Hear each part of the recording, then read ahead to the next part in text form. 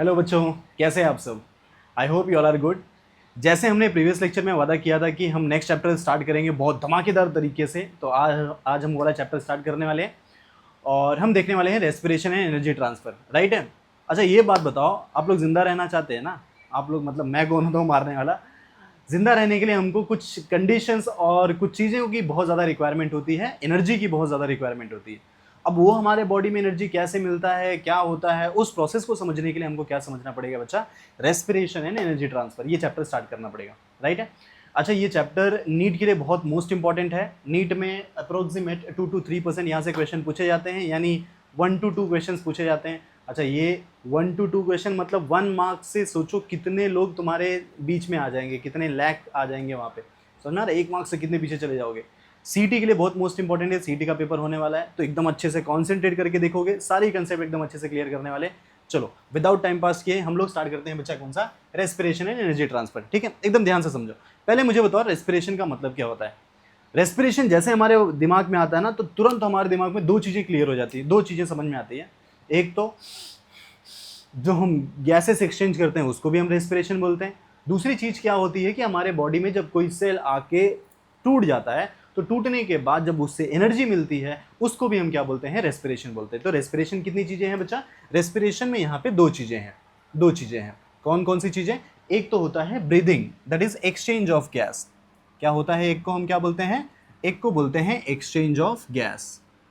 ठीक है, एक को बोलते हैं एक्सचेंज ऑफ गैस। और दूसरा यहाँ पे क्या होता है, that is break down of food.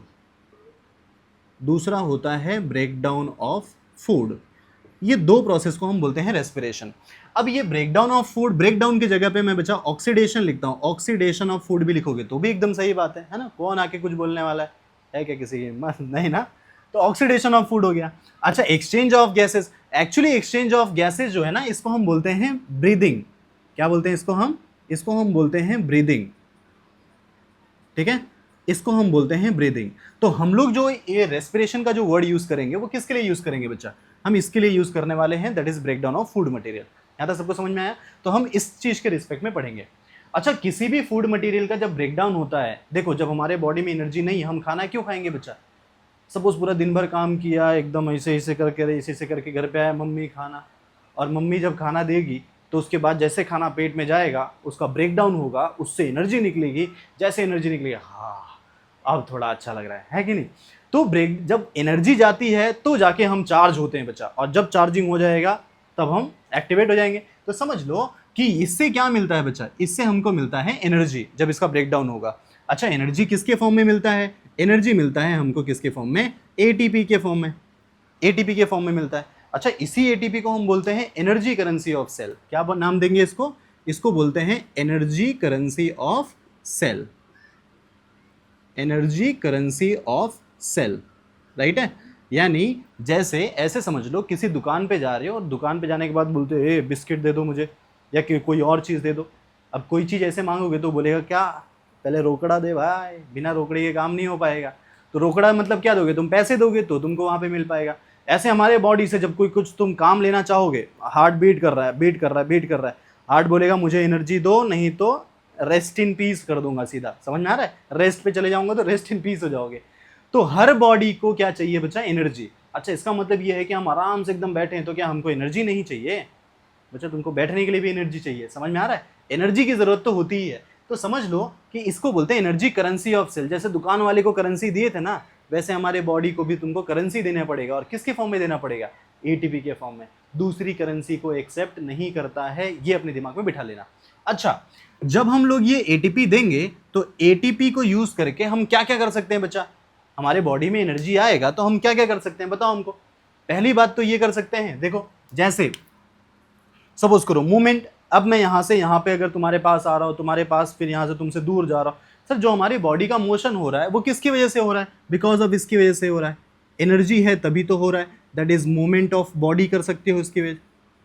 Energy क्यों चाहिए, बॉडी के मूवमेंट करने के लिए। ठीक है, दूसरा क्या चाहिए बच्चा, दूसरा तुमको ट्रांसपोर्ट, अगर तुमको करना है कोई चीज़, है ना, जोमेटो से अगर पिज़्ज़ा डिलीवरी करने जाओगे, सर गाड़ी चला के जाओ, क्या चाहिए तुमको, एनर्जी ना। एनर्जी तुमको ट्रांसपोर्ट के लिए चाहिए, मतलब सही में पिज़्ज़ा डिलीवरी नहीं करना, हमारे बॉडी में कोई चीज़ ट्रांसपोर्ट होता है उसके लिए एनर्जी चाहिए होता है। तीसरा क्या चाहिए बच्चा, तीसरा सपोज रिप्रोडक्शन, हाँ रिप्रोडक्शन। अब समझ लो क्या ही बोलो इसके बारे में, दिन दूना रात चौगुना बढ़ रहा है, तुम्हारे 10 तो हमारे 12 क्यों नहीं, है ना, इसी कंपटीशन में तो दिन रात लगे पड़े हैं बच्चा। तो इसके लिए भी तो क्या चाहिए, एटीपी चाहिए, है ना, इसके लिए भी एटीपी चाहिए। तीसरा क्या हो गया बच्चा, अगर जो तुम खाना खा रहे हो, आए थे मम्मी से, मम्मी मम्मी खाना, तो मम्मी जब खाना दी तो खाना जब बॉडी में गया तो उसका ब्रेकडाउन हुआ, ब्रेकडाउन होने के बाद क्या हुआ, उसको एब्जॉर्प्शन करा लिया। तो यानी एब्जॉर्प्शन करने के लिए, एब्जॉर्प्शन होता है तो वहां से हमको एनर्जी मिलती है। समझ में आ रहा है, अलग अलग चीजों से हम ब्रीदिंग करते हैं, है ना, पता चला सांस ही नहीं आ रहा है, तो हम ब्रीदिंग करते हैं, तो ब्रीदिंग करने के लिए भी क्या चाहिए बच्चा, ब्रीदिंग करने के लिए भी हमको क्या चाहिए, एनर्जी चाहिए। सब चीज के लिए एनर्जी चाहिए होता है। तुम बैठे हो, स्टेबलाइज बैठे हो, सारी कंडीशन प्रॉपर चल रही है, क्योंकि हर एक बॉडी क्या चाहिए, बॉडी को क्या मिलता रहता है, एनर्जी मिलती रहती है। यहां तक सबको समझ में आ गया। चलो ये सब हमने बता दिया। अब मैं तुमको बताता हूं एक्चुअली रेस्पिरेशन का मतलब क्या होता है। अभी तो मैंने तुमको ये सारी चीजें समझा दिया ओवरव्यू। अब समझते हैं कि एक्चुअली रेस्पिरेशन होते क्या है। तो मुझे डील किससे करना है बच्चा, break down of food molecule. NCERT की एक लाइन है, एनसीईआरटी पढ़ना तो वहां पे अंडरलाइन करके रखना। It is a process in which there is a breakdown of macromolecule, यानी complex organic molecule into simple organic molecule. अब सर इसको समझने के लिए क्या हुआ, एक बड़ा कोई जानवर है, फॉर एग्जांपल गाय भैंस चाहे जो भी हो जाए, अगर वो डेड हो गए उसका, अब एक जगह पे कहीं पे ले जाके उसको डाल दिए किसी जगह पे, अब सर जो नहीं दिखते हैं ना वो वाले पैथोजेंस, दैट इज बैक्टीरिया, ऐसे बहुत सारे पैथोजेंस उसके बॉडी के ऊपर ग्रो कर जाएंगे।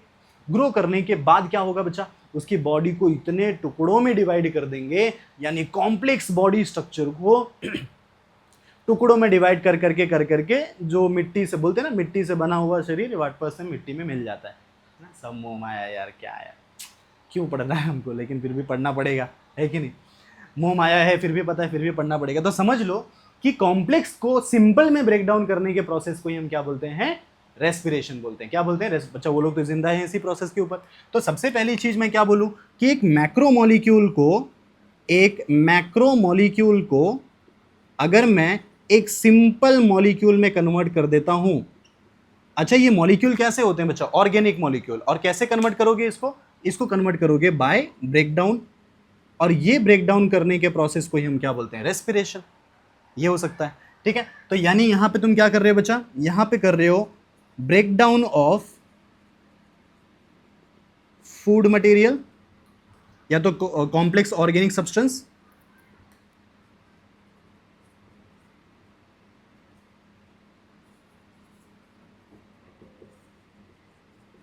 Breakdown of complex organic substance. और सर किस ये ब्रेकडाउन कर क्यों रहे, इतना काम हम क्यों करते हैं, बिना फायदे के कोई काम करेंगे क्या ना, जब कोई फायदा नहीं रहेगा। एक छोटे से बच्चे को अगर तुम 5 रुपया दो, 5 रुपया नहीं, सपोज करो 20 रुपया दो, और उसको बोलो कि जाओ वो फटाफट भाग के जाओ दुकान से, 20 रुपये का ही सामान है, और जाके 20 रुपये मैंने दिया है, 20 रुपये का सामान लेके आ जाओ फटाफट। तो अगर उसको पता चलेगा ना कि हाँ 20 ही रुपये दिए हैं और 20 का ही सामान आता है, तो बीच में से वापस आ जाएगा, क्योंकि उसमें उसका कोई फायदा नहीं है, बोलता दुकान बंद है जाओ, है ना, नहीं तो एकदम आराम आराम आराम आराम से जाएगा। और वही अगर तुमने 20 की जगह 20 रुपये का सामान 25 रुपये दे दिया, फटाफट भाग के जाएगा, वो दुकान नहीं अगले दुकान से भाग के लेके आएगा, अगर वो बंद रहेगा तो। समझ में आ रहा है, जब तक बिना कोई फायदे के हम कोई काम नहीं करेंगे। तो समझ लो कि जब कॉम्प्लेक्स ऑर्गेनिक मॉलिक्यूल हमने ब्रेक क्यों किया, क्योंकि हमको वहां से एनर्जी चाहिए। सर ब्रेक क्यों किया, टू गेट एनर्जी। और ये एनर्जी किसके फॉर्म में आएगा बच्चा, ये एनर्जी आता है एटीपी के फॉर्म में। मुझे बताने की जरूरत नहीं है कि एटीपी को क्या बोलते हैं, एनर्जी करेंसी ऑफ सेल। यहां तक सबको एकदम अच्छे से क्लियर हो गया। चलो ठीक है, अब ये देखो बच्चा, ये जो कॉम्प्लेक्स ऑर्गेनिक सब्सटेंस को तुमने तोड़ा, अब सपोज करो तो मेरे पास ना एक पैकेट ऑफ एनर्जी है, फॉर एग्जांपल गैस सिलेंडर, समझ लेना पूरा गैस, अभी इस टाइम पे बहुत किल्लत चालू है इस चीज की। गैस सिलेंडर है बच्चा, एकदम भरा हुआ गैस सिलेंडर, पूरा गैस भरा हुआ है। अब अगर मैं उसको सिस्टमैटिक तरीके से यूज करूं तो थोड़ा थोड़ा करके मैं महीनों भर खाना बना सकता हूं, मतलब महीने तक मैं खाना बना सकता हूं। लेकिन अगर मैं उस पूरे पैकेट ऑफ एनर्जी को डायरेक्ट ओपन किया और वहां पे सीधा माचिस लगा दिया तो क्या होगा, हमारा खुद का खाना वहीं पे बन जाएगा सीधा बूम, है ना। तो इसका मतलब क्या हुआ कि ये जो कॉम्प्लेक्स ऑर्गेनिक सब्सटेंस है उसको ब्रेक किया जाता है, एक बार में पूरा ब्रेक नहीं हो जाएगा। वो कैसा होगा बच्चा, सिस्टमैटिक तरीके से स्टेप बाय स्टेप ब्रेकडाउन होता है। तो ये कैसा होता है, इसका ब्रेकडाउन कैसा होगा बच्चा, स्टेप वाइज मैनर है ये, ठीक है, स्टेप वाइज ब्रेकडाउन होता है। कैसे ब्रेक डाउन होगा? स्टेप वाइज ब्रेक डाउन, एक एक करके हम उसको ब्रेक करेंगे। यहां तक क्लियर हो गया? अच्छा, यहीं पे कंप्लीट ऑक्सीडेशन ऑफ फूड होता है, कंप्लीट ऑक्सीडेशन ऑफ फूड होगा। कंप्लीट ऑक्सीडेशन ऑफ फूड का मतलब क्या हुआ बच्चा? कि फूड का कंप्लीट ब्रेकडाउन हो जाएगा और उससे पूरा फुल वसूली। याद रखना, ऐसा प्रोसेस है जहां पे पूरी वसूली होगी, पूरे फूड को एक एक करके पूरा तोड़ दिया जाएगा, उससे एनर्जी निकाल ली जाएगी। समझ में आ रहा है? Complete oxidation of food molecule हो जाएगा। और क्या प्रोसेस होगा बच्चा? अच्छा, मैंने फोटोसिंथेसिस में ना बताया था it is the uphill process. Photosynthesis कैसा था? अपहिल। लेकिन ये कैसा प्रोसेस है बच्चा? ये है डाउनहिल प्रोसेस। कैसा प्रोसेस है? डाउनहिल प्रोसेस है। तीसरी चीज, जब किसी को तोड़ो और उसमें से बूम करके एनर्जी बाहर निकाला, इतना ज्यादा ह्यूज अमाउंट ऑफ एनर्जी निकला मैंने बोला था गैस सिलेंडर को एक बार में तुमने बस्ट कर दिया तो सीधा हमारा ही खाना बन जाएगा, है ना, अगली बार बनाने के लायक ही नहीं रहेंगे। तो समझ, इतना ज्यादा एनर्जी निकल रहा है, इसका मतलब उसको एक्सोथर्मिक प्रोसेस बोलते हैं। क्या बोलते हैं बच्चा? ये एक एक्सोथर्मिक प्रोसेस है। एक्सोथर्मिक, या इसको बोल सकते हैं एक्सर्गोनिक। क्या बोल सकते हैं इसको हम? It is a exergonic process. समझ में आ रहा है? अच्छा, अब सर ये हमने यहां तक पढ़ा है, पहले भी पढ़ा है 8, 9, 10th में, कि जब किसी को तोड़ते हैं ना, बार बार किसी को तोड़, तो वो कैटाबॉलिक प्रोसेस होता है। तोड़ने के प्रोसेस को क्या बोलते हैं? Catabolic process. और किसी को बनाने की प्रोसेस को क्या बोलते हैं? Anabolic process. सर हमको भूख लगी थी, एनर्जी का डिमांड था, मम्मी से खाना मांगा, जैसे ही मम्मी खाना दे दी, अब क्या हुआ बच्चा? हमारे अंदर एनर्जी भर गई, मतलब एनाबॉलिक हो गया, है ना। अब सपोज करो हमको कोई काम धंधा नहीं है और ऐसे खाते जा रहे हैं, बहुत एकदम मोटू से हो गए। अब कोई दोस्त लोग चिढ़ाना चालू कर गए, अरे मोटे वीटे ये सब करना चालू कर गए, जोश भर जाएगा, तुमको बोले नहीं आज जिम करके आज ही पतला हो जाऊंगा पूरा। अब जिम करने जाओगे, बोलेंगे मम्मी खाना थोड़ा कम कर दो, जिम ज़्यादा करना है। जिम ज़्यादा करके इतना ज़्यादा जिम करोगी तो उस टाइम पे क्या होगा? तुम्हारे वही सारे मसल्स ब्रेक डाउन करेंगे, वहाँ से एनर्जी तुम यूटिलाइज करोगे। यानी कैसा प्रोसेस हुआ? Catabolic process. बच्चा जब दोनों ही प्रोसेस एक साथ में होते हैं तो उसको बोलते हैं दैट इज एक मेटाबॉलिक प्रोसेस। और ऐसे ही ना एक एम्फीबॉलिक प्रोसेस करके आता है। तो ये कैसा प्रोसेस है बच्चा? ये है एक एम्फीबॉलिक प्रोसेस। कैसा प्रोसेस है ये? Amphibolic process. अब ये एम्फीबॉलिक में मतलब दोनों होते हैं, कैटाबॉलिक भी होता है और एनाबॉलिक भी होता है। ब्रेक डाउन करना और मेकिंग करना, दोनों प्रोसेस। अब सर इसको कैसे समझोगे? ये समझ लो बच्चा, ये देखो, जैसे अगर मेरे पास ग्लूकोज है C6H12O6 और मैंने 6 मॉलिक्यूल ऑफ यहां पे क्या यूज कर लिया बच्चा? ऑक्सीजन के प्रेजेंस में इसका ब्रेकडाउन करा दिया, ऑक्सीजन के प्रेजेंस में ब्रेकडाउन करा दिया, राइट है। अब क्या होगा? यहां पे मैंने 6 मॉलिक्यूल ऑफ वाटर भी यूज कर लिया। किस में कन्वर्ट हो जाएगा बच्चा? 6CO2 प्लस यहाँ पे 12H2O और साथ में 686 किलो कैल की एनर्जी निकलती है। कितना? 686 किलो कैल की एनर्जी। इतना अमाउंट ऑफ एनर्जी तुमको यहां से बाहर आएगा, ये याद रखो, ठीक है। बाकी सब तो मोह माया है, याद क्या रखना है ये। अच्छा, एनर्जी बाहर निकला, यानी सर कैसा प्रोसेस हुआ? ये हुआ कैटाबॉलिक प्रोसेस। कैटाबॉलिक प्रोसेस, क्योंकि यहां से क्या निकला बच्चा? यहां से एनर्जी निकला 686 किलो कैल की एनर्जी निकली यहां से। यहां तक क्लियर हुआ? अब ये एनर्जी को यूज क्यों करोगे? सर हमने इसको तोड़ा क्यों? क्योंकि मुझे करेंसी चाहिए ना। करेंसी यानी क्या? एटीपी चाहिए। अब क्या होगा बच्चा? ये यहां पे होगा एडीपी और कंबाइन किसके साथ करेगा? आईपी। और जैसे कंबाइन करेगा तो यहां पे क्या बनाएगा? एटीपी। लेकिन इस एटीपी को बनने के लिए ये जो एनर्जी निकला था ना, वही एनर्जी को यूज करता है और तब जाके एटीपी बनता है। यानी यहां पे कौन सा प्रोसेस हुआ? यहां पे हो गया एनाबॉलिक प्रोसेस। कैसा प्रोसेस हो गया बच्चा? एनाबॉलिक। तो जब हमने ग्लूकोज को तोड़ा था तो कैटाबॉलिक हो गया, और जब हमने उसी एनर्जी को यूज करके हमने एटीपी बना लिया तो ये कैसा प्रोसेस हो गया? एनाबॉलिक। मतलब दोनों ही प्रोसेस कर रहे हो तुम यहाँ पे एनर्जी को बनाने के लिए, इसलिए हम इसको क्या नाम देते हैं बच्चा? इसको बुलाते हैं एम्फीबॉलिक प्रोसेस। और इसी प्रोसेस को हम बोलते हैं फॉस्फोराइलेशन। क्या बोलते हैं इसको हम? फॉस्फोराइलेशन। फॉस्फोराइलेशन मतलब क्या होता है बच्चा? Formation of ATP. अब कितने टाइप का फॉस्फोराइलेशन होता है, चलो उसके आगे देखते हैं, ठीक है। इसका स्क्रीनशॉट ले लो, चलो स्टार्ट करते हैं। ये देखो, फॉस्फोराइलेशन मतलब क्या होता है वो समझते हैं। मैंने अभी जस्ट बताया था फॉर्मेशन ऑफ एटीपी। इसका मतलब क्या हुआ बच्चा? फॉर्मेशन ऑफ एटीपी, ठीक है। एटीपी के फॉर्मेशन के प्रोसेस को बोलते हैं फॉस्फोराइलेशन। अब बच्चा ये एटीपी फॉर्मेशन कितने तरीके से हो सकता है वो समझते हैं, अलग अलग तरीके से। हमको पैसे कमाने हैं, एक सोर्स नहीं बच्चा, अलग अलग सोर्सेस चाहिए। तो क्या क्या सोर्सेस हो सकते हैं? सबसे पहली चीज, पहला चीज होता है कि डायरेक्टली सनलाइट से तुम क्या कर लो, एटीपी को बना लो, तो उसको बोलते हैं फोटोफॉस्फोराइलेशन। क्या बोलते हैं इसको हम? उसको बोलते हैं फोटोफॉस्फोराइलेशन। फोटोफॉस्फोराइलेशन सबसे पहला टर्म हो गया। दूसरा क्या होता है कि डायरेक्टली हम कैश में डील करें, सीधा हमको एटीपी मिल जाए, उसको बोलते हैं सबस्ट्रेट लेवल फॉस्फोराइलेशन। क्या बोलते हैं इसको हम? Substrate level phosphorylation. ठीक है, ये सेकेंड फॉस्फोराइलेशन, सीधा कैश में डील करता है। और तीसरा होता है बच्चा जो पैसा दिया लेकिन वो ना पेंडिंग में चले जाता है, जिसको हम क्या बोलते हैं? जिसको हम बोलते हैं ऑक्सीडेटिव फॉस्फोराइलेशन, है ना, घुमा फिरा के आता है बच्चा, ऑक्सीडेटिव फॉस्फोराइलेशन। तो ऐसे कितने टाइप के हो गए बच्चा? Oxidative phosphorylation. ये समझो, पहला फोटोफॉस्फोराइलेशन, प्लांट बोलता है भाई हमको अलग से कुछ करने की ज़रूरत नहीं, मेरे पास खुद का सोलर पैनल है, मैं डायरेक्टली वहाँ से अपना खाना बना सकता हूँ, मैं किसी के ऊपर डिपेंड नहीं करता हूँ, हमको सन दादा डायरेक्टली खाना दे देंगे। मतलब फोटो मतलब क्या हो गया बच्चा? लाइट हो गया। फोटो मतलब क्या हो गया? लाइट हो गया। तो अगर मैं लाइट को यूज़ करूँ और लाइट को यूज़ करके डायरेक्टली एटीपी बनाऊँ तो हो सकता है यहाँ पे। तो ये क्या होगा बच्चा? Formation of ATP by using light. ठीक है, ATP formation by using solar energy. अब सर इसका अगर मुझे रिएक्शन लिखना रहा तो क्या लिखोगे बच्चा? एटीपी कैसे बनता है ये देखो, ध्यान से समझो। ये होता है हमारे पास एडीपी और प्लस यहाँ पे क्या हुआ? आईपी। आईपी मतलब इनऑर्गेनिक फॉस्फेट, एडीपी मतलब एडिनोसिन डाइफॉस्फेट। अब क्या होगा बच्चा? यहाँ से क्या यूज करेगा? ये यूज करेगा सोलार एनर्जी। ठीक है, यानी यहाँ पे यूज कर लिया वो लाइट, और लाइट यूज करके क्या बना दिया बच्चा? यहाँ पे एटीपी बना दिया डायरेक्टली। सिंपल सा समझ में आ गया। फोटोफॉस्फोराइलेशन क्या होता है? Formation of ATP by using light. Next आते हैं substrate level phosphorylation. Substrate level phosphorylation कोई झंझट नहीं बचा, सीधा हमको क्या मिल जाएगा? यहाँ से एनर्जी मिल जाता है। तो यानी क्या होता है? डायरेक्ट फॉर्मेशन ऑफ एटीपी होता है। ये होता है डायरेक्ट एटीपी फॉर्मेशन। ठीक है, कोई इसमें जमेला नहीं, डायरेक्ट एटीपी फॉर्मेशन होता है।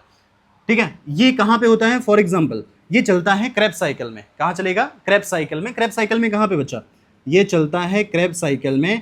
क्रेब्स साइकिल का एक पर्टिकुलर स्टेप है और वो है सक्सिनाइल कोएंजाइम ए से, ये देखो, इसको बोलते हैं सक्सिनाइल कोएंजाइम ए से कन्वर्ट होता है और बनता है सक्सिनिक एसिड। ये एक स्टेप है, आगे चल के इसी चैप्टर में क्रेब्स साइकिल पढ़ोगे तो उस वाले में जैसे ये कन्वर्ट होता है उसी टाइम पे क्या होगा बच्चा? यहाँ से एनर्जी निकलती है, ये आता है एडीपी, एनर्जी मतलब आईपी लेगा और क्या बना लेगा? यहाँ पे डायरेक्टली एटीपी बन जाएगा। बोला सीधा पैसा तैयार हो गया, है ना, कोई बीच में झंझट नहीं, हमको चेक देना है, पेटीएम करूंगा, ये करूंगा, वैसा कोई नाटक नहीं, सीधा हमको डायरेक्ट कैश में डील कर रहा है। Substrate level phosphorylation. और याद रखना जहां पे भी डायरेक्टली एटीपी बन जाएगा उसको बोलोगे सबस्ट्रेट लेवल फॉस्फोराइलेशन। अब देखो नाम से समझ में आता है ऑक्सीडेटिव फॉस्फोराइलेशन। ऑक्सीडेटिव यानी किसी का ऑक्सीडेशन करके, ऑक्सीडेशन मतलब क्या? ब्रेक डाउन करके, है ना। तो ये क्या होगा बच्चा? By oxidation of reduced substrate. अब सर रिड्यूस्ड सबस्ट्रेट में कौन आएगा? फॉर एग्जाम्पल आता है NADPH। अच्छा एक चीज सबसे इंपॉर्टेंट याद रखो कि जो हमने फोटोसिंथेसिस में इसको NADPH करके पढ़ रहे थे, यहां पे इसमें से P गायब कर दिया और क्या बोलता है कि सिर्फ यहां पे तुम क्या पढ़ो? NADH पढ़ो। इन लोग का भी अलग अलग नाटक बच्चा, NADH पढ़ो। और कौन होता है? FADH2 है, मतलब जिसके पास हाइड्रोजन रहेगा वो तुम्हारे रिड्यूस्ड वाले हैं। अब इन्हीं को अगर हाइड्रोजन इनका हटा दो यानी तुम ऑक्सीडाइज कर दोगे। तो देखो कैसे हुआ इसका, अगर मैं एग्जांपल बोलूं तो क्या हो सकता है बच्चा? जैसे यहाँ पे NADH है और मैं क्या यूज कर लूँ? FADH2। इन दोनों को भी अगर ब्रेक डाउन करो तो NAD किस में कन्वर्ट हो जाएगा? NAD plus. और FADH2 किस में कन्वर्ट होता है? FAD में। समझ में आ रहा है? यानी रिड्यूस से जब ऑक्सीडाइज करोगे तो इसी टाइम पे जाते समय क्या बन जाएगा? एनर्जी निकलेगा और एनर्जी से क्या बन जाएगा? ATP। किसको यूज करके? यहां से IP को यूज करके। आई थिंक सो तुमको समझ में आ गया रहेगा। अगर इन सब से बना तो ऑक्सीडेटिव यानी ऑक्सीडेशन करा के रिड्यूस्ड वाले सबस्ट्रेट का, डायरेक्ट में कैश में डील कर लिया यानी क्या हुआ? Substrate level. और सन दादा ने अगर तुमको ATP दे दिया बना के तो क्या हुआ? फोटोफॉस्फोराइलेशन। सबको एकदम अच्छे से क्लियर हो गया? अच्छा सर ये तो हमको समझ में आ गया, बट ये चलते कहाँ हैं? यानी हम किसकी बात कर लेते हैं? इसके साइट की बात करते हैं। तो साइट में दो चीज याद रखो बच्चा, अगर मैं इसके यूकैरियोटिक के लिए बात करूं, अगर मैं यूकैरियोटिक के लिए बात करूं तो यूकैरियोटिक ऑर्गेनिज्म के कहां पे चलता है, माइटोकॉन्ड्रिया के इनर मेम्ब्रेन के, मतलब कहां पे होता है, on inner membrane of mitochondria, on inner membrane, on inner membrane of mitochondria. समझ में आ रहा है, इनर मेम्ब्रेन ऑफ माइटोकॉन्ड्रिया पे चलता है। लेकिन अगर इसी जगह पे मैं किसकी बात करूं, प्रोकैरियोटिक की, मैं बात कर लूं प्रोकैरियोटिक, अलग अलग, देखो इसका अलग नाटक है। प्रोकैरियोटिक बोलता है मुझे मेरा जो एटीपी का फॉर्मेशन ना वो मिजोजोम में करना, कहां करना, मिजोजोम। सर ये क्या चीज है, ये देखो कहां चलता है, इन मिजोजोम। बच्चा मिजोजोम ज्यादा कुछ याद मत रखो, बस समझ लो कि ऐसा कोई ऑर्गेनिज्म है, इसका ये जो साइटोप्लाज्म है ना, इसका ये क्या होता है, यहाँ पे थोड़ा सा ऐसे बल्जिंग कर देता है, अंदर के साइड में क्या हो जाएगा, थोड़ा सा बल्जिंग, उसका प्लाज्मा मेम्ब्रेन अंदर साइड थोड़ा बल्जिंग करेगा, इसी बल्जिंग को हम क्या बोलते हैं, मिजोजोम, और उसके ऊपर एटीपी का फॉर्मेशन हो जाएगा। यहाँ तक एकदम अच्छे से क्लियर हो गया। मैंने तुमको फॉस्फोराइलेशन बता दिया, मैंने तुमको उसका साइड बता दिया, ये चलता है इनर मेम्ब्रेन ऑफ माइटोकॉन्ड्रिया, ठीक है, और ये कहाँ चलेगा बच्चा, मिजोजोम में। अब आगे आ जाते हैं। अच्छा क्वेश्चन पूछा जा रहा है, प्लांट जिंदा है ना, हाँ प्लांट जिंदा है ना, प्लांट बोलेगा मेरे को मार दिए इतना जल्दी, है ना, आम खाने के लिए बराबर आ जाएंगे, और बोलते हैं हम जिंदा है कि नहीं, इसमें भी डाउट कर रहे हैं। तो सर अगर प्लांट जिंदा है यानी गैस भी एक्सचेंज करता रहेगा, है ना, तो एनसीईआरटी क्वेश्चन पूछती है do the plant breathe. Sir ये भी कोई पूछने वाली बात है, क्या आंसर दोगे बताओ, कमेंट में बताओ क्या आंसर दोगे इसका। ऑब्वियस ही बात है, यस, है ना, प्लांट ब्रीथिंग करता ही है, जो नहीं बोलेगा उसको कौवा भी काट लेगा बच्चा, समझ आ रहा है। तो प्लांट ब्रीथिंग करता है, सिंपल सी बात है। तो क्वेश्चन पूछा जा रहा है सर कहां से करेगा, सर फ्रॉम, ठीक है, ये किसके थ्रू करेगा बच्चा, थ्रू स्टोमेटा, स्टोमेटा एंड किससे करेगा बच्चा, लेंटिसेल, स्टोमेटा और लेंटिसेल्स के थ्रू करता है। अब स्टोमेटा क्या होता है वो तो सबको पता है ना, लीफ के ऊपर होता है ना, एंड लेंटिसेल कहाँ होते हैं बच्चा, स्टेम के ऊपर। स्टोमेटा कैसा दिखाई देगा, ये देखो ऐसा है करके, ये ऐसे कुछ होते हैं, है ना, यहीं से इसका गैसेस एक्सचेंज होता है, यहां से गैसेस एक्सचेंज होगा। तो प्लांट को कौन सी गैस चाहिए, इतना तो आता रहेगा, प्लांट को कौन सी गैस चाहिए, बताओ बताओ जल्दी फटाफट, क्या चाहिए प्लांट को, कार्बन डाइऑक्साइड या ऑक्सीजन, प्लांट को चाहिए कार्बन डाइऑक्साइड जो तुम निकालते हो, समझ में आ रहा है, और प्लांट हमको क्या देता है, शुद्ध ऑक्सीजन देता है, समझ में आ रहा है। इसी के चक्कर में रोज जंगल जंगल घूमते हैं, है ना, चक्कर यही होता है ना, बोलो। तो यहाँ पे ये हो गया बच्चा। उसके बाद लेंटिसेल्स भी होता है, ये भी गैसेस एक्सचेंज करता है। अब नेक्स्ट पे आते हैं, यहाँ तो हमको समझ में आ गया प्लांट तो ब्रीदिंग करते ही है, लेकिन सर हमारे जैसे प्लांट के पास लंग्स थोड़ी ना होता है, प्लांट को भी ऐसे से करते देखा है क्या, ये करते हुए फूल रहे पचक रहे, फूल रहे ऐसा कुछ देखा है क्या प्लांट ने, नहीं सर, उसके पास लंग्स तो नहीं होते। सर क्वेश्चन पूछा जा रहा है कि उसके पास रेस्पिरेटरी ऑर्गन क्यों नहीं होते, जैसे हमारे पास लंग्स है, बताओ बताओ बताओ, उसके पास रेस्पिरेटरी ऑर्गन क्यों नहीं होते। अब उसका कुछ यहाँ पे कंडीशन बताया गया। सबसे पहले चीज, सबसे फर्स्ट कंडीशन क्या है, क्यों नहीं होते बच्चा, कि सर पहली बात तो उनको ज्यादा डिमांड नहीं है, डिमांड वाला खेल तो हमारे अंदर होता है ना, हमको जितना ही मिले उतना ही कम है, तो उनके पास ज्यादा डिमांड नहीं होता है। तो क्या होता है बच्चा, ठीक है, do not have great demand, ऐसे याद रखो, नॉट हैव ग्रेट डिमांड, ठीक है। प्लांट के जितने भी पार्ट हैं सब अपना उनका टेक केयर कर सकते हैं, लीफ बोलेगा हम अपने ध्यान रख सकते हैं, हमारे पास टोमेटा है, प्लांट इसका स्टेम बोलेगा हम अपने ध्यान रख सकते हैं, जितना लीफ है सब अपने ध्यान रख सकता है, जो भी अलग अलग पार्ट है सब अपने ध्यान रख सकते हैं। ज़्यादा डिमांड नहीं है, ज़्यादा हाई मारी नहीं है बच्चा हमारे जैसे, है ना, हमको थोड़ा इधर भगा दिया ये करना चालू कर जाते हैं, है ना। तो सब इसके पास पहले डिमांड नहीं है, ज़्यादा ग्रेट डिमांड नहीं है। अच्छा जो भी काम करता है वो आराम से एकदम स्लो प्रोसेस करता है। कैसा होता है बच्चा, यहाँ पे ये चलता है स्लो प्रोसेस में काम चलता है, जो भी काम चलेगा वो स्लो प्रोसेस, हमारे जैसा नहीं थोड़ा ये करना चालू कर दोगे, स्लो प्रोसेस में होता है। तीसरी कंडीशन क्या होती है बच्चा, ठीक है, क्योंकि इसका रेस्पिरेशन रेट भी स्लो होता है। तीसरी कंडीशन क्या होती है, इनके पास कुछ पैरेनकाइमेटल सेल्स होते हैं बच्चा, याद रखना, इसके पास लूज, ठीक है, पैरेनकाइमेटल सेल्स होते हैं। सर लूज पैरेन्काइमेटस सेल्स यानी उसके पास एयर स्पेस प्रेजेंट होता है। क्या होता है बच्चा? एयर स्पेस यहाँ पे प्रेजेंट होता है, और एयर स्पेस होने की वजह से वो अपने उस एयर को यूज कर लेते हैं जब उनकी डिमांड आती है, राइट है। तो अपने उनके पास कुछ रिजर्वायर है, वो काम कर सकते हैं। जरूरत नहीं पड़ा तो हमारे यहाँ पे गैस सिलेंडर खत्म हो गया, अरे लाइन में लग जाओ सीधा, समझ में आ रहा है? वैसा नहीं, उनके पास रिजर्व है थोड़ा सा। अच्छा, उसके बाद क्या हुआ कि सर ये इतना चीज हो गया। पहला क्या हो गया बच्चा? ग्रेट डिमांड नहीं है, दूसरा स्लो प्रोसेस है, तीसरा यहाँ पे पैरेन्काइमेटस सेल्स वहाँ पे प्रेजेंट है, और चौथा, अच्छा अगर प्लांट को ना ज़्यादा दूर तक नहीं भेजना है कोई चीज़, हमको क्या करना है, हमें सांस ले लिए, हमारे लंग्स तक आ गई, अब मैं बोलूँगा मेरे इस गैस को ना पैर तक पहुँचाना है मुझे। कैसे करोगे सर? हमारी हिम्मत कहाँ तक है, हमारी औकात कहाँ तक है? यहाँ तक भर लोगे, उसके बाद मैं बोलूँगा तुरंत पैर तक जाना चाहिए, ऑक्सीजन जा पाएगा? गैस जा पाएगा? नहीं जा पाएगा। सर हम कर ही नहीं सकते, पैर के पास ठेलो तुम, जा पाएगा? नहीं। लेकिन वैसे वो प्लांट में क्या होता है, प्लांट के हर एक बॉडी अपने खुद का नीड रख सकता है, समझ में आ रहा है? क्यों? क्योंकि उसको ज़्यादा दूर तक नहीं लेके जाना है, हमको तो दूर तक लेके जाना है। इसकी वजह से हमको एक अलग सा ऑर्गन दिया हुआ है जो ये काम करता है, समझ में आ रहा है? तो इसके पास क्या होती है, ठीक है,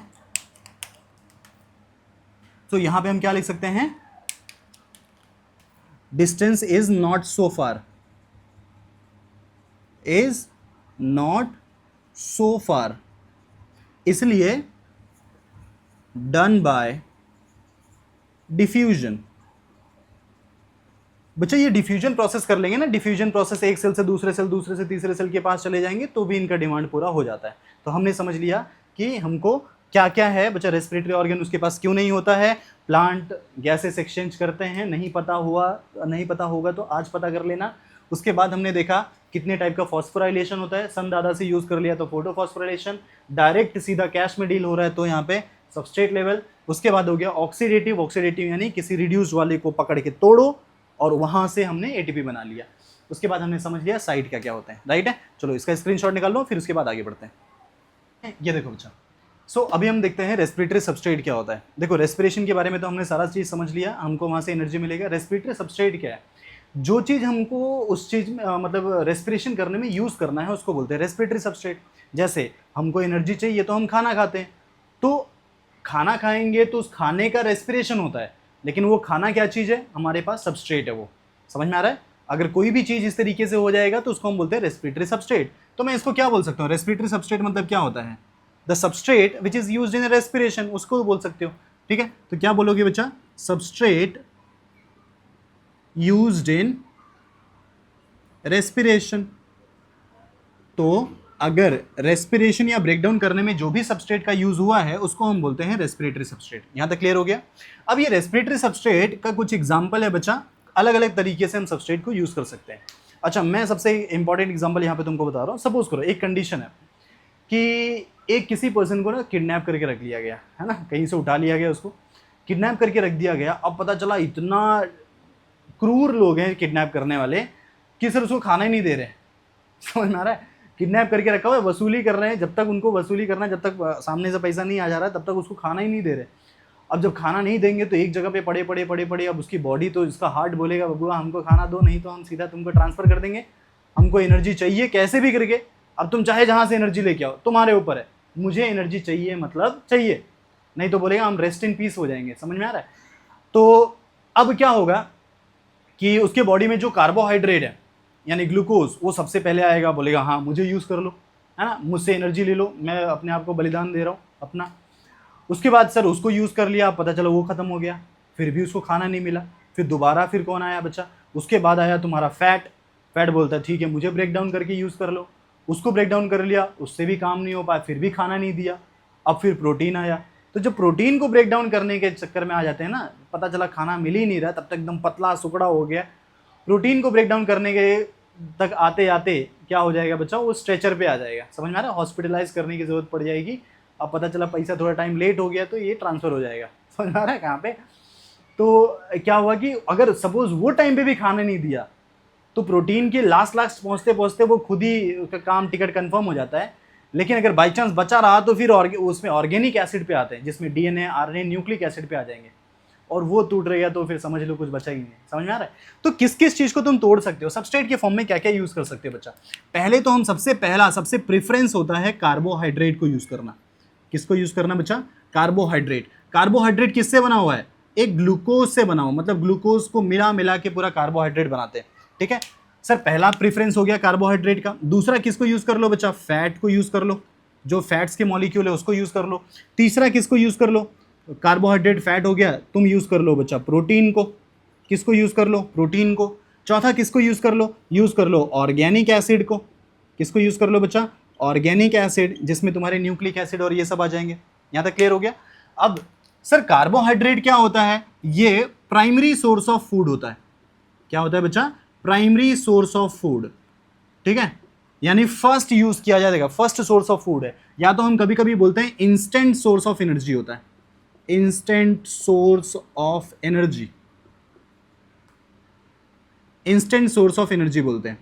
अब सर ये कैसा हुआ? देखो इतनी ज़्यादा गर्मी हो रही है और बाहर कोई धूप में जाते जाते कोई इतना मेहनत वाला काम कर रहा है, जाते जाते जाते तो इतना डिहाइड्रेशन हो गया बच्चा, बॉडी में से इतना सोडियम आयन बाहर चले गया, इतना डिहाइड्रेट हो गया, कहीं पे से गिरा पड़ा, कहीं पे मिल गया है ना, कहीं पे गिर गया।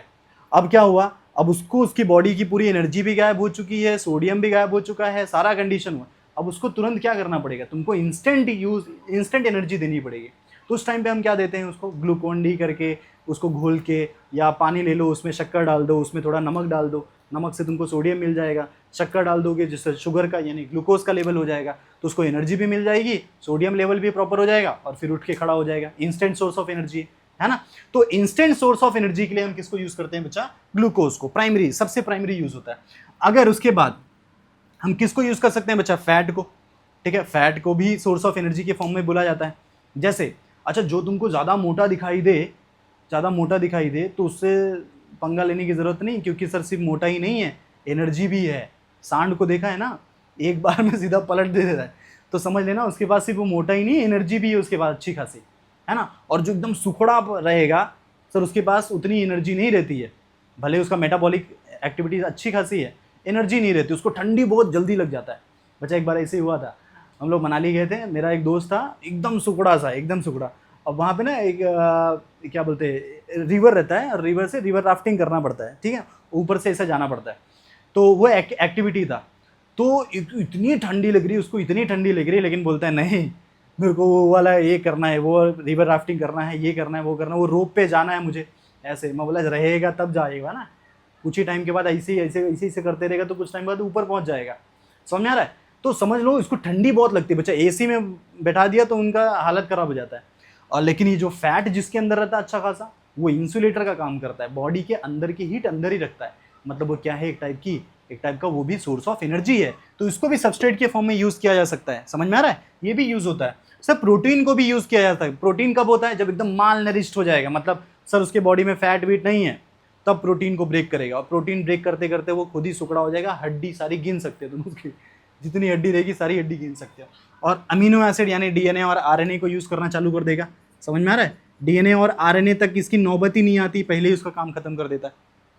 चलो ठीक है, ये सब इसके सोर्स ऑफ सबस्ट्रेट हो गए, राइट है, रेस्पिरेटरी सबस्ट्रेट। अब आते हैं टाइप ऑफ रेस्पिरेटरी सबस्ट्रेट। कितने टाइप के रेस्पिरेटरी सबस्ट्रेट होते हैं, उसको दो पार्ट में हम क्लासीफाई करते हैं बच्चा। ये देखो कितने पार्ट में क्लासीफाई करेंगे उसको? दो पार्ट में। सर किसके? That is on the basis of respiratory substrate.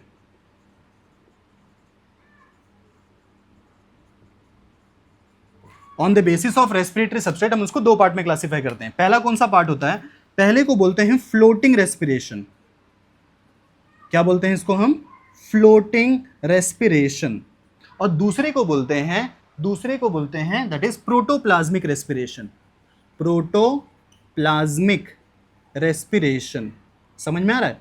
तो ऐसे कितने रेस्पिरेशन हो गए बच्चा? दो तरीके से रेस्पिरेशन। अब फ्लोटिंग रेस्पिरेशन देखो नाम से समझ में आ रहा है कि कुछ ऐसा है जो फ्लोट होता रहेगा। तो सेल के अंदर फ्लोट होने वाले कौन कौन है बच्चा? एक तुम्हारा कार्बोहाइड्रेट है और एक फैट है। अगर इन दोनों को यूज कर लोगे तो फ्लोटिंग रेस्पिरेशन। तो किसको किसको बच्चा? अगर मैं किसको यूज कर लूं?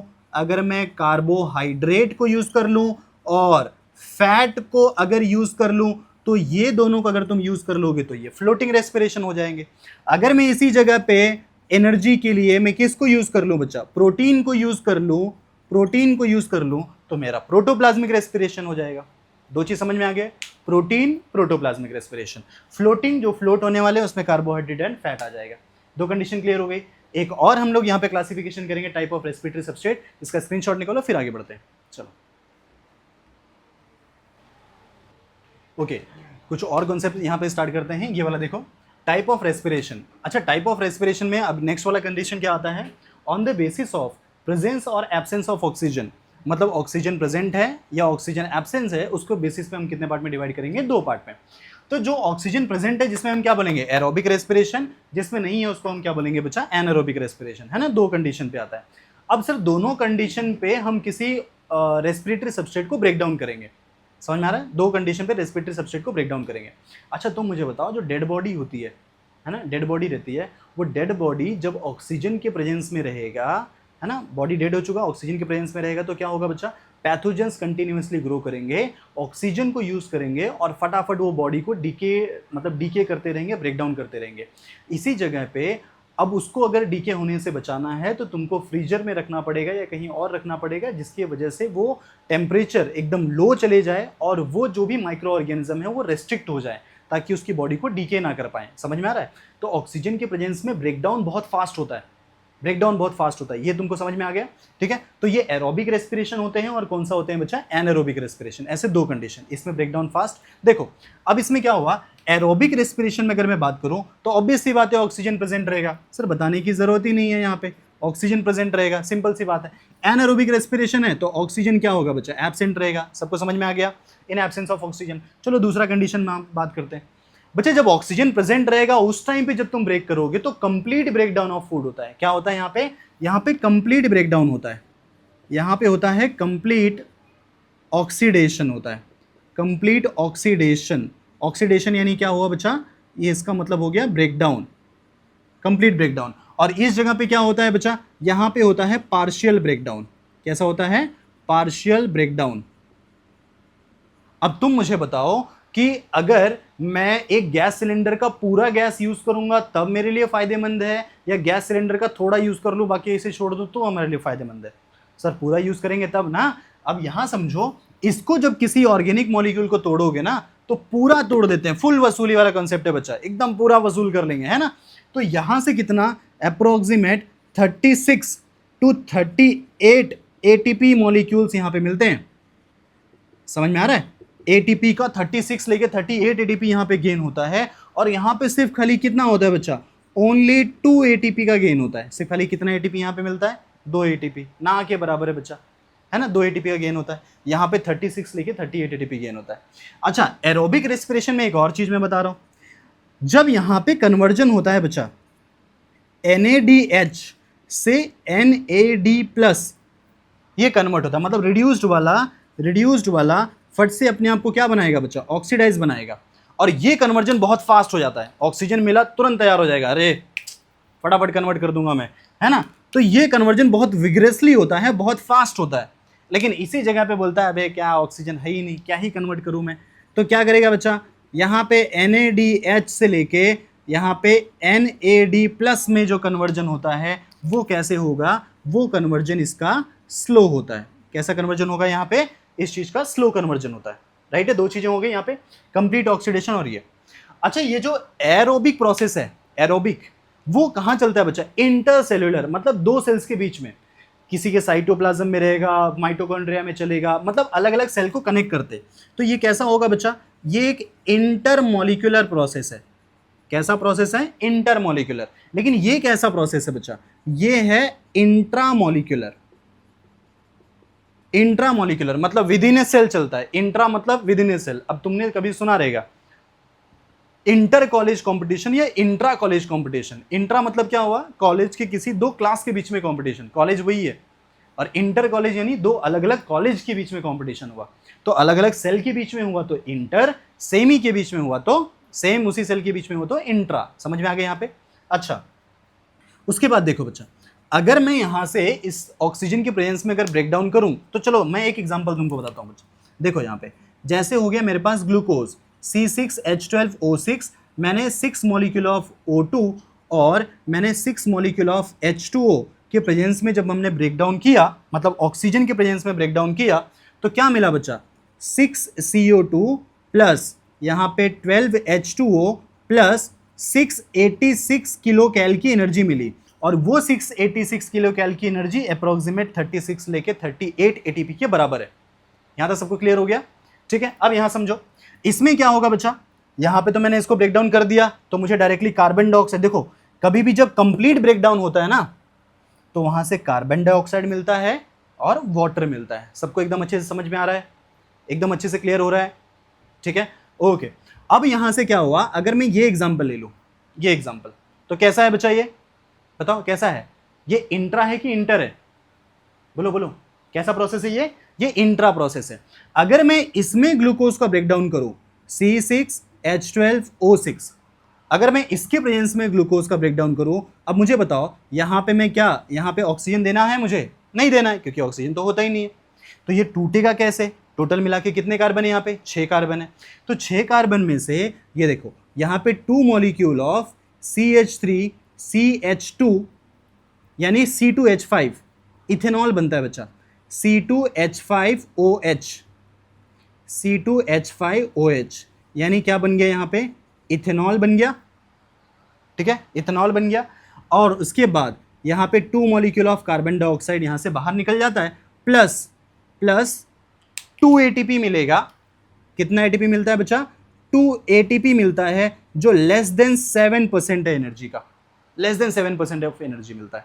अगर या तो इथेनॉल मिल गया, अच्छा इथेनॉल की जगह पर अगर मिथेनॉल पी लिए तो, इथेनॉल ही होता है जो पिया जाता है ना, लेके बैठते हैं बोतल बड़ा बड़ा वाला, उसमें क्या होता है? इथेनॉल होता है बच्चा। ये पी लेंगे तो एकदम मस्त है ना, उनसे उनके जैसा कोई है ही नहीं, सीधा जन्नत में रहते वो लोग, है ना। गटर में गिरे रहेंगे तो एकदम मस्त इथेनॉल पीते हैं, लेकिन इसी जगह पे अगर मिथेनॉल पिला दिया तो जन्नत में सही में पहुंच जाएंगे। समझ में आ रहा है? सीधा टिकट कंफर्म, क्योंकि पॉइजन है बच्चा वो। ठीक है, तो समझ लेना, यहां तक हो गया। अब यही चीज एक और में ब्रेक डाउन हो जाता है। यही चीज किस में ब्रेक डाउन हो जाएगा बच्चा? लैक्टिक एसिड में। तो 2 मॉलिक्यूल्स ऑफ ये बन सकता है C3H6O2।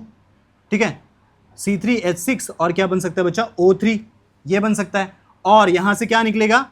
यहां से निकल जाएगा लेस देन 7% ऑफ एनर्जी, यानी यहां पे भी कितना हुआ बच्चा? 2 ATP का फॉर्मेशन हो जाएगा। ठीक है, इसको बोलते हैं लैक्टिक एसिड।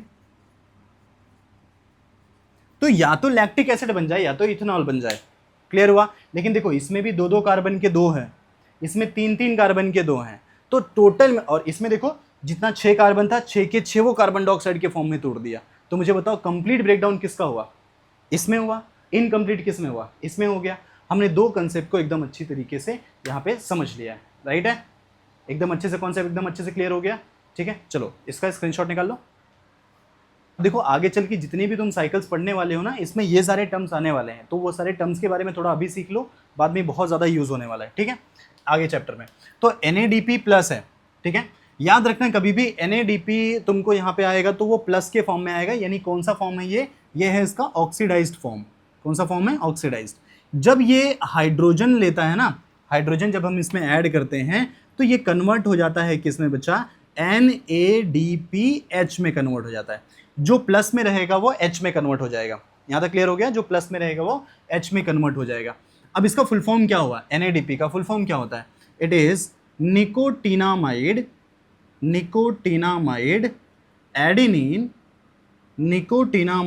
एडेनिन डाइन्यूक्लियोटाइड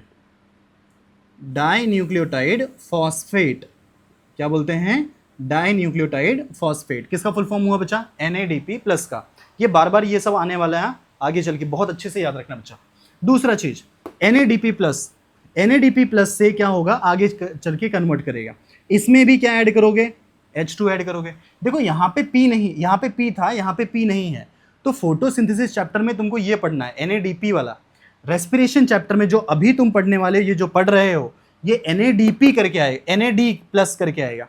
और जब इसमें 2 हाइड्रोजन दोगे तो किस में कन्वर्ट हो जाएगा? NADH में कन्वर्ट हो जाएगा। तो यानी ये कौन सा फॉर्म है बच्चा? ये ऑक्सीडाइज्ड फॉर्म है। ये कौन सा फॉर्म है? ये रिड्यूस्ड फॉर्म है। ये भी कौन सा फॉर्म हुआ? Reduced form. ऐसे करके सब में कन्वर्ट होगा। तो इसको हम क्या बोलेंगे? इसको बोलेंगे निकोटिनामाइड एडेनिन डाइन्यूक्लियोटाइड। यहाँ पे कोई फॉस्फेट है क्या? नहीं, तो यहाँ पे फॉस्फेट नहीं आएगा, बाकी सारी चीज सेम आएगा। निकोटिनामाइड एडेनिन डाइन्यूक्लियोटाइड, फॉस्फेट नहीं आएगा। यहाँ तक क्लियर हो गया? चलो नेक्स्ट वाला देखो। यहाँ पे एडीपी करके आता है। अच्छा, एडीपी में जब हम एक आईपी मिलाते हैं, इनऑर्गेनिक फॉस्फेट, क्या बोलते हैं इसको हम? इसको बोलते हैं इनऑर्गेनिक फॉस्फेट। तो ये क्या बन जाता है बच्चा? ये बनता है एटीपी। क्या बनेगा? एटीपी। इसको क्या बोलते हैं? It is adenosine diphosphate. Adenosine diphosphate. और इस जगह पे आएगा तो एडिनोसिन सिर्फ खाली क्या हो जाएगा? ट्राइफॉस्फेट। बाकी सारी चीजें क्या है? सेम। अब यहां पे आ जाओ, एफएमएन है, इसका फुल फॉर्म क्या है? फ्लेविन। इसका फुल फॉर्म है फ्लेविन एडिनिन, नहीं sorry, flavin mononucleotide. Flavin mononucleotide, ठीक है, एफएमएन करके। एफएमएन भी क्या करता है बच्चा? 2 हाइड्रोजन एक्सेप्ट करेगा और क्या बन जाएगा? FMNH2। समझ में आ रहा है? तो ये कौन सा फॉर्म हुआ? ये रिड्यूस्ड फॉर्म हो गया। ये कौन सा फॉर्म हुआ? ऑक्सीडाइज्ड फॉर्म हो गया। समझ में आ रहा है? ये सब बुक के लैंग्वेज है, ये सब थोड़े से हमको सीखने पड़ेंगे, क्योंकि आगे का चैप्टर अगर समझना है देन। समझ रही है ना? पेपर में आएगा बच्चा। दूसरा FAD। FAD है ना, फाड़, समझ रहा है ना? FAD है। तो FAD क्या होगा बच्चा? FAD से कन्वर्ट होता है FADH2। कब कन्वर्ट होगा? जब हम इसमें क्या ऐड कर देंगे? 2 हाइड्रोजन ऐड कर देंगे। याद रखना, FAD प्लस में नहीं होते, किस में कन्वर्ट हो जाएंगे? FADH2 में कन्वर्ट हो जाएंगे, है ना? तो इसको क्या बोलते हैं बच्चा? It is flavin adenine, flavin adenine dinucleotide. क्या बोलोगे? Flavin adenine dinucleotide. समझ में आ रहा है? चलो, जैसे यहां पे एडीपी था ना, वैसे यहां पे जीडीपी है। जीडीपी का फुल फॉर्म क्या हुआ बच्चा? Guanosine diphosphate. क्या बोलते हैं इसको हम? इसको हम बोलते हैं ग्वानोसिन डाइफॉस्फेट। और ग्वानोसिन डाइफॉस्फेट है तो ये लो, एक और फॉस्फेट ले लो, तो क्या बन जाएगा? Guanosine triphosphate. सिर्फ डाई की जगह पे क्या करना है? ट्राई कर देना। ये सारी चीजें आगे चल के आने वाली हैं, जो मैंने तुमको यहाँ पे बता दिया। सो आज का लेक्चर आई होप तुमको एकदम अच्छे से समझ में आया रहेगा, है ना? आया ना? तो ऐसे ही सपोर्ट रखना बच्चा, और नेक्स्ट वाला लेक्चर इससे भी अच्छे से इंटरेस्टिंग खत्म करेंगे, ठीक है? नहीं तो वीडियो का लेंथ बहुत ज़्यादा लंबा हो जाएगा। ओके, चलो तब के लिए बाय बाय। ओके।